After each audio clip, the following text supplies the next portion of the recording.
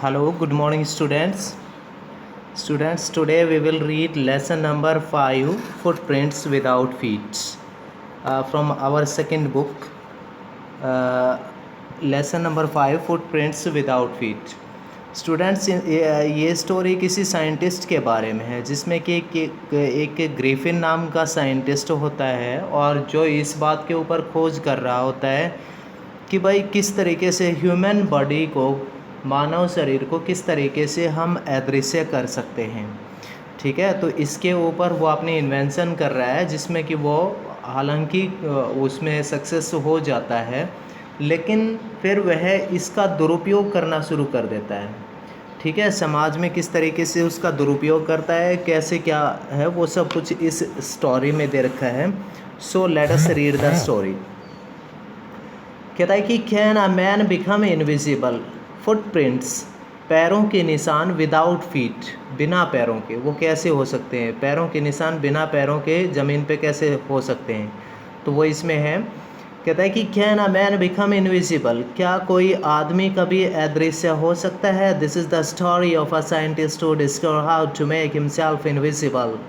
कहता है कि दिस इज़ द स्टोरी, और यह कहानी है ऑफ अ साइंटिस्ट, एक वैज्ञानिक की, हु डिस्कवर, जो कि खोज करता है, how to make himself invisible, जिसमें कि वह स्वयं को किस तरीके से अदृश्य करता है। डज ही यूज़ और मिसयूज़ हिज डिस्कवरी, क्या वह अपने खोज का उपयोग करता है या उसका दुरुपयोग करता है, तो वो सभी इसमें है। अभी कहता है कि the two boys started in surprise at the fresh muddy imprints of a pair of bare feet. The two boys, दो लड़के, started in surprise, बड़ी हैरानी के साथ, at the fresh muddy imprints of a pair of bare feet.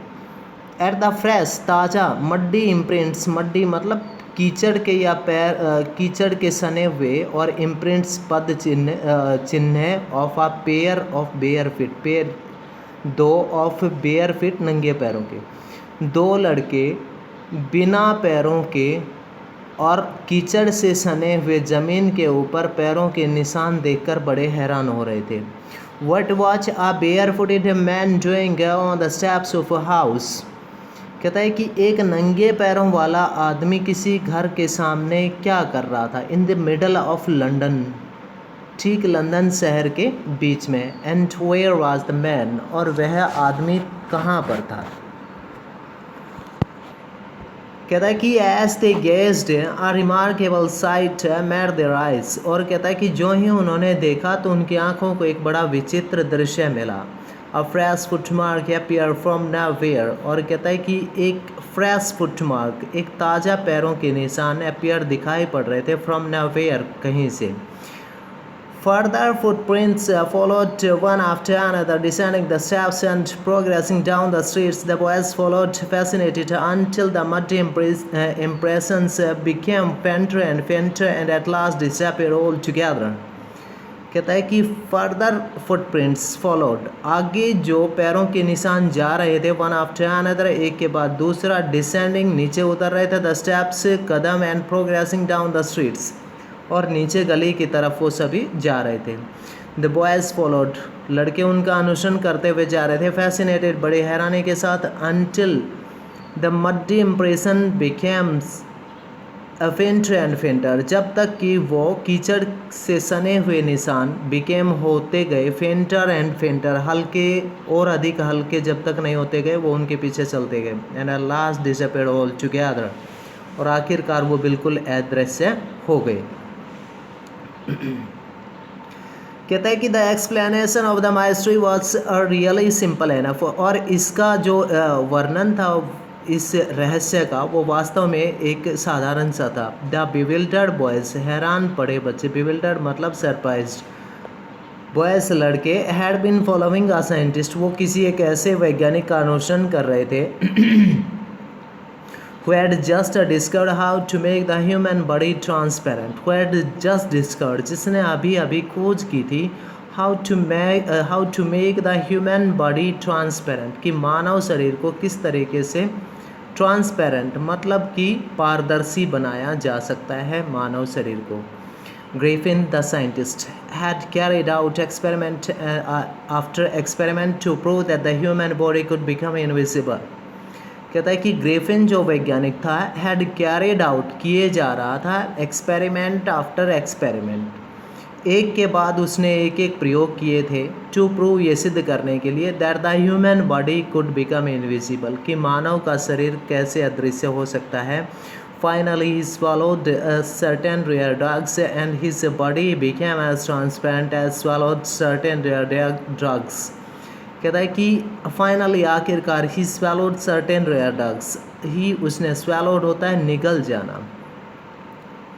कहता है कि certain rare drugs कुछ निश्चित दुर्लभ सी दवाइयाँ आखिरकार उसने खाई, मतलब and और his body became as transparent as a sheet of glass, और उसका शरीर एक शीशे की तरह पारदर्शी हो गया।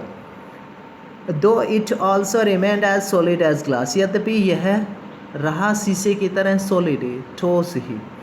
Brilliant scientist though he was, Griffin was rather a lawless person. His landlord disliked him and tried to eject him. In revenge, Griffin set fire to the house. To get away without being seen, he had to remove all his clothes. कहता है कि brilliant scientist दो he was, यद्यपि वह कौन, Griffin एक मेधावी वैज्ञानिक था, was rather a lawless person, यद्यपि ग्रिफिन एक बड़ा बुद्धिमान मेधावी वैज्ञानिक था, पर फिर भी वह एक कानून का उल्लंघन करने वाला, कानून का विरोध करने वाला आदमी था। His landlord disliked him, उसका मकान मालिक उसे नापसंद करता था, and tried to eject him, और उसको बाहर निकालने की कोशिश करता था। In revenge, और इसके बदले में Griffin set fire to the house, Griffin ने उसके घर में आग लगा दी। To get away without being seen, he had to remove his clothes, और वहाँ से बस निकलने के लिए उसने अपने कपड़ों को उतार दिया। Thus it was that he became a homeless wanderer without clothes, without money, and quite invisible until he happened to step in some mud and left footprints as he walked. कहता है कि thus इस तरीके से it was that he became a homeless wanderer, और इस प्रकार से वह एक बेघर और बिना घर वाला, मतलब वांडरर होता है, वांडर घूमना, और वांडरर घूमने वाला, घुमक्कड़ बन गया। विदाउट क्लॉथ, जिसके ना तो कपड़े थे, विदाउट मनी, ना पैसे थे, एंड क्वाइट इनविजिबल, और बिल्कुल अदृश्य व्यक्ति था। Until he happen to step in some mud, और फिर उसने कुछ कीचड़ में वह कुछ कदम चला, and left footprints as he walked, और जो ही वह चलता गया अपने पैरों के निशान उसने छोड़ दिए। कहता है कि he escaped easily from the boys who followed his footprints in London. कहता है कि he escaped easily, वह आसानी से बच गया, enough from the boys, उन बच्चों से बिल्कुल आसानी से बच गया, who followed his footprints in London, जो कि लंदन में उसके पैरों के निशानों का पीछा कर रहे थे। But his adventures were by no means over. But लेकिन his adventures, उसके साहसिक कार्य, adventures मतलब कि साहसिक कार्य, were थे by no means over, मतलब अभी पूरे नहीं होना, कि अभी वो पूरे नहीं हुए थे। He had chosen a bad time of a year to wander about London without clothes. It was midwinter. The air was bitterly cold and he could not do without clothes. Instead of walking about the street, he decided to slip into a big London store for warmth. कहता है कि he had chosen a bad time of the year, और उसने साल का एक बहुत बुरा समय चुना था, टू वांडर, घूमने के लिए, about London without clothes, London की गलियों में बिना कपड़ों के घूमने का उसने एक बहुत बुरा समय चुना था। इट वॉज मिड विंटर, क्योंकि यह सर्दियों का ठीक बीच था। The air was bitterly cold, हवा बिल्कुल अत्यधिक ठंडी थी, स्टिल विंटर था। And he could not do without clothes, और वह बिना कपड़ों के कुछ भी नहीं कर सकता था। Instead of walking about the streets, और गलियों में पैदल घूमने के बजाय ही डिसाइडेड टू स्लीप, उसने डिसाइडेड निर्णय लिया टू स्लीप घुसने का, into a big London store for warmth, स्वयं को गर्म करने के लिए किसी बड़े लंदन के स्टोर में जाने का उसने फैसला किया. Closing time arrived, and as soon as the doors were shut, Griffin was able to give himself the pleasure of the clothing and feeding himself without regard to expense. He broke open the boxes and wrappers and fitted himself out with the warm clothes. कहता है कि closing time arrived, और अब बंद होने का समय आ गया था उस स्टोर का. And as soon as the doors were shut, जो ही दरवाजे बंद हुए, Griffin was able to give himself, तो ग्रिफिन अपने आप में योग्य हुआ, the pleasure of clothing, the pleasure खुशी, ऑफ क्लॉथिंग कपड़े पहनने के, एंड फीडिंग हिमसेल्फ, और स्वयं को खाना खिलाने की, विदाउट रिगार्ड टू एक्सपेंस, बिना कोई पैसा खर्च किए. और ग्रिफिन अपने आप को कपड़े पहनाने में और खाना खिलाने में की खुशी देने में योग्य हुआ. कहता है कि ही ब्रॉक ओपन बॉक्सेस, उसने डिब्बों को तोड़ा, एंड ड्रैपर्स, और लिफाफों को, and fitted himself out with warm clothes, और स्वयं को उसने वो गर्म कपड़े पहने. Soon with suits and overcoat and a wide brimmed hat, he became a fully dressed and visible person. कहता है कि soon जल्दी ही, with shoes जूते, and overcoat एक ऊपरी coat, and a wide brimmed hat, और एक चौड़े ताज वाली या चौड़े छज्जे वाली एक टोपी पहन के, he became a fully dressed, और अब वो पूर्ण रूप से यूनिफॉर्म या ड्रेस या कपड़े पहन, सॉरी नॉट यूनिफॉर्म बल्कि कपड़े पहन के पूर्ण रूप से हो गया, एंड विजिबल पर्सन, अब वो दिखाई देने लग गया था. In the kitchen of the restaurant he found cold meat and coffee, और रसोई घर में उसे कुछ ठंडा मांस और कॉफ़ी मिली. And he followed up by the meal with sweets and wine taken from the grocery store, और कहता है कि यार आखिरकार उसने भोजन का आनंद लिया या भोजन किया कुछ मिठाई और शराब लेकर फ्रॉम द ग्रोसरी स्टोर, किसी किराना स्टोर से. Finally he settle down to sleep on a pile of quilts, आखिरकार वह सेटल डाउन सो गया, सॉरी एडजस्ट हो गया या वहीं स्थित हो गया, टू स्लीप सो जाने के लिए, स्लीप सो जाने के लिए, on a pile of quilts एक रजाइयों के ढेर पर वहीं सो गया. If only Griffin had managed to wake up in the good time, all might have been well. यदि ग्रिफिन सुबह टाइम से उठने का प्रबंध करता, all might सभी समस्याएं have been well दूर हो जाती. As it was, जैसा कि था, he did not wake up, वह समय पर नहीं उठा, until the assistants were already arriving next morning. अगली सुबह दुकान में काम करने वाले एम्प्लॉयज़ वहाँ पर पहुँचे. When he saw a couple of them coming, कहता है कि जब उसने उनमें से दो को अप्रोचिंग मतलब कमिंग, अपनी तरफ आते हुए देखा, he panicked and began to run, वह डर गया, एंड बिगेन टू रन, और दौड़ने लगा, भागने लगा. दे नेचुरली चेस, उन्होंने उसका पीछा किया. In the end, he was able to escape only by quickly taking off the newly found clothes. और आखिरकार वह अपने आप को नए जो कपड़े पहन रखे थे उनको उतार कर ही अपने आप को बचाने में योग्य सिद्ध हुआ. So once more he found himself invisible but naked in the chill January year. और कहता है कि फिर आखिरकार स्वयं को वह इस जनवरी की अत्यंत ठंडी हवा में अपने आप को उसने नंगा पाया, लेकिन अपने आप को बचाने में योग्य सिद्ध हुआ. कहता है कि this time he decided to try the stock of a theatrical company in the hope of finding not only the clothes but also something that would hide the empty space above his shoulders. Shivering with the cold, he hurried to Drury Lane, the center of the theatre world.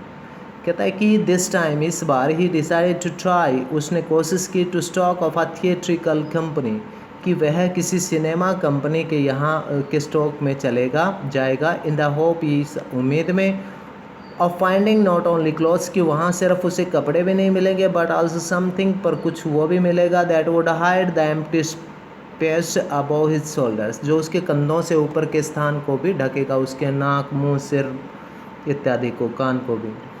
Shivering with the cold, ठंड से कपकपाते हुए, ही hurried, वह जल्दी से, to डेरोरी लेन, और वह डेरोरी लेन गया। लेन मतलब कि एक गली या सड़क किसी को भी कह सकते हैं। The centre of the theatre world, जो कि एक सिनेमा कंपनी, जो सिने कंपनी का एक केंद्र था।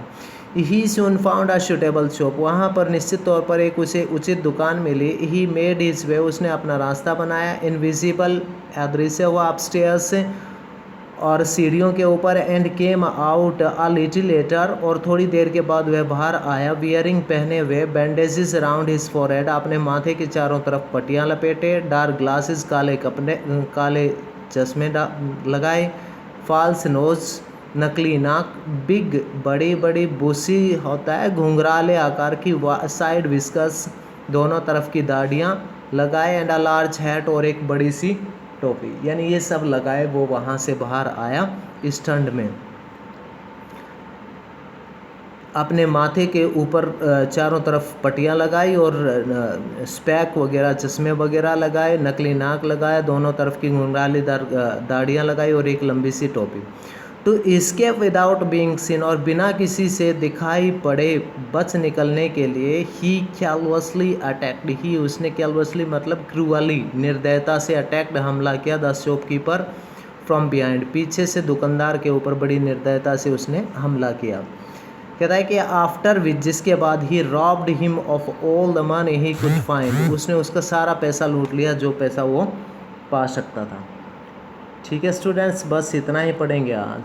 थैंक्स।